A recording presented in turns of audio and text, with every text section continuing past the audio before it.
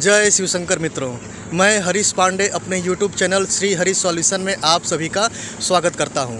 मित्रों, आज मैं आया हूं बनारस आप सभी को कुछ दिखाने के लिए और आज मैं आपको एक ऐतिहासिक दृश्य दिखलाऊंगा और वो ऐतिहासिक दृश्य क्या है वो मैं आपको बतलाने जा रहा हूं। मैं आया हूं हरिश्चंद्र घाट पे।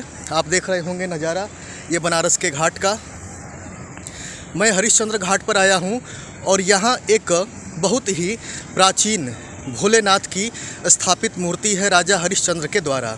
जब वे अपने जीवन काल में काशी के श्मशान में शवदाह करते थे तो उस समय उन्होंने महादेव के एक दिव्य लिंग की स्थापना की थी, जिन्हें आज श्मशानेश्वर महादेव के नाम से जाना जाता है। यानी कि यहाँ पर भोलेनाथ श्मशान के अधिदेवता बनकर के स्थापित हैं। इनकी इतनी महिमा है कि भक्त इनके दर्शनों हेतु आते हैं और इनके श्मशान स्वरूप के समक्ष, क्योंकि आप सभी जानते हैं कि दुनिया की समस्त बाधाएं और समस्याएं, ग्रह दोष, पीड़ा श्मशान में आकर के स्वाहा हो जाती है। श्मशान ही अंतिम सत्य है और श्मशान ही वास्तविक स्वरूप है हर एक प्राणी के इस मृत धर्मा शरीर का। तो चलिए आज मैं आपको श्मशानेश्वर महादेव का दर्शन कराता हूँ। ये एकलौते ऐसे महादेव हैं मेरे ख्याल से जिन्हें शराब चढ़ाई जाती है। इन्हें शराब चढ़ाने का बहुत उत्तम फल बतलाया गया है। पहले आइए दर्शन करते हैं। ये देखिए मित्रों, ये हैं श्मशानेश्वर महादेव, जिनकी महिमा बहुत ही निराली है और बड़ी से बड़ी तंत्र बाधा, प्रेत बाधा, अथवा अगर आप पूर्व जन्म के किसी श्राप अथवा दोष का फल भुगत रहे हैं, आपका परिवार भुगत रहा है, तो ऐसे लोग यहाँ आकर के भोलेनाथ को शराब चढ़ाते हैं, जिसके फल स्वरूप उन्हें उनके कष्टों से मुक्ति प्राप्त होती है। ये मैं आपको गंगा जी के भी दर्शन करवाता हूँ। ये देखिए गंगा जी, दर्शन कर लें। हर हर गंगे। ये देखिए क्या दिव्य दृश्य है बनारस के घाट का और माँ गंगा मैया का। इस समय गंगा जी का भी जल स्तर बढ़ा हुआ है। देखिए मित्रों, देख रहे हैं ना, ये हरिश्चंद्र घाट है और यहीं पर विद्युत शवदाह गृह भी है, जहाँ पर लोग आते हैं चिताएं जलाने के लिए विद्युत के द्वारा, हीटर के द्वारा। और यहीं से आगे कुछ दूर जा कर के मणिकर्णिका घाट है, तो इस साइड में है, मेरे ख्याल से इस साइड में है। मैं वहाँ भी चलूँगा और कोशिश करूँगा कि आपको वहाँ का भी दृश्य दिखलाऊँ। फिलहाल आप श्मशानेश्वर महादेव के दर्शन कीजिए।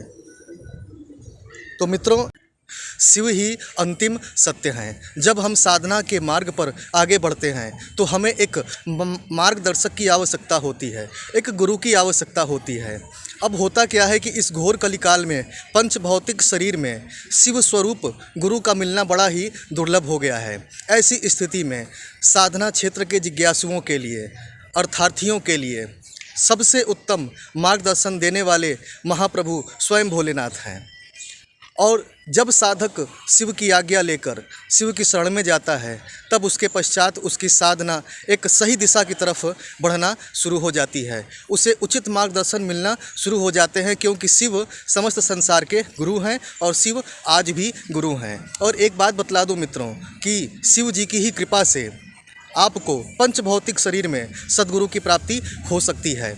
इसलिए अगर आप मार्ग भटके हुए हैं अथवा आपको एक मार्गदर्शक की आवश्यकता है तो आप शिव के ही शरण में जाइए। वही उद्धार करेंगे और वही एक सच्चे मार्गदर्शक, सच्चे सद्गुरु से आपको मिलवाएंगे। जिस प्रकार स्वामी रामकृष्ण परमहंस को घर बैठे तोतापुरी महाराज जी मिल गए, जिस प्रकार स्वामी विवेकानंद जी को रामकृष्ण परमहंस मिल गए, ऐसे ही तमाम घटनाएं इस संसार में मौजूद हैं, जो ऐसे उदाहरणों से भरी पड़ी हैं कि कैसे सच्चे जिज्ञासु को थोड़े से परिश्रम से, प्रयास से सद्गुरु की प्राप्ति हुई है।